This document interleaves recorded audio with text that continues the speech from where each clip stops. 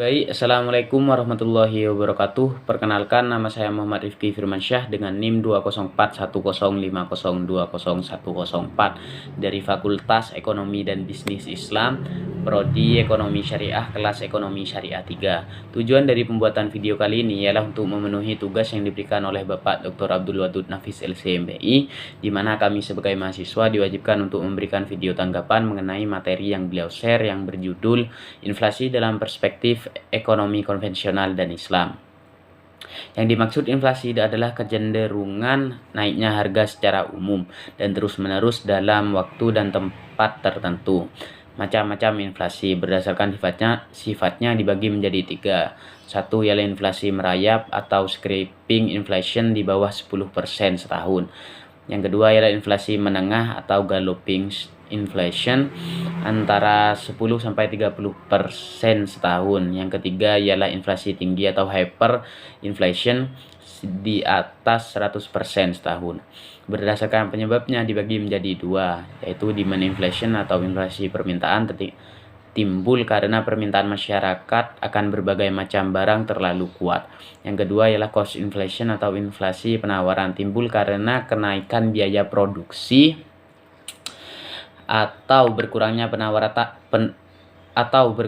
penawaran agregatif. Yang ketiga ialah berdasarkan asalnya, dibagi menjadi dua, inflasi yang berasal dari dalam negeri dan inflasi yang berasal dari luar negeri. Sebab-sebab inflasi dibagi menjadi tiga, yaitu inflasi permintaan atau demand pull inflation. Yang kedua ialah inflasi penawaran, cost pull inflation. Yang ketiga ialah inflasi campuran, mixed inflation.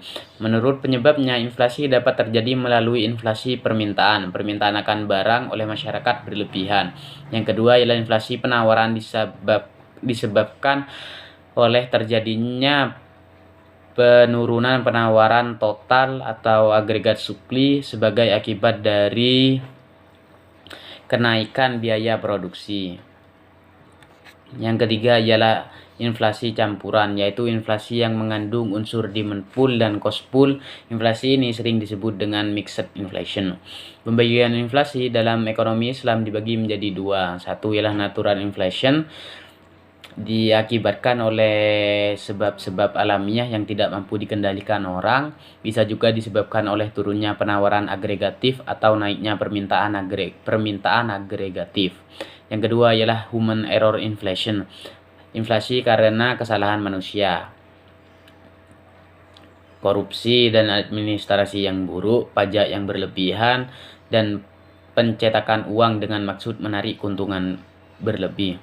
Dampak inflasi dalam perspektif ekonomi Islam dipaparkan menjadi 4. Satu ialah menimbulkan gangguan terhadap fungsi uang, terutama terhadap fungsi tabungan, fungsi pembayaran di muka, dan fungsi unit perhitungan. Dan dua, melemahkan semangat masyarakat untuk menabung. Dan yang ketiga ialah meningkatkan kecenderungan berbelanja, terutama untuk barang-barang non-primer dan mewah, mengarahkan investasi pada hal tidak produktif seperti penumpukan kekayaan berupa tanah, bangunan, mata uang asing, serta mengorbankan investasi produktif berupa pertanian, perdagangan, industri, dan transportasi. Solusi inflasi dalam Islam disebutkan ialah dibagi menjadi dua, yaitu kebijakan fiskal dan kebijakan moneter. Kebijakan fiskal, tujuan dari kebijakan fiskal dalam Islam adalah untuk menciptakan stabilisasi ekonomi, tingkat pertumbuhan ekonomi yang tinggi, dan pemerataan pendapatan. Kebijakan moneter ialah Bank Islam harus mengarahkan kebijakan moneternya untuk mendorong pertumbuhan dalam penawaran uang yang cukup untuk membiayai pertumbuhan potensial dalam output jangka menengah dan jangka panjang demi mencapai harga stabil dan tujuan sosioekonomi Islam. Mungkin itu kurang lebihnya, mohon maaf. Wassalamualaikum warahmatullahi wabarakatuh.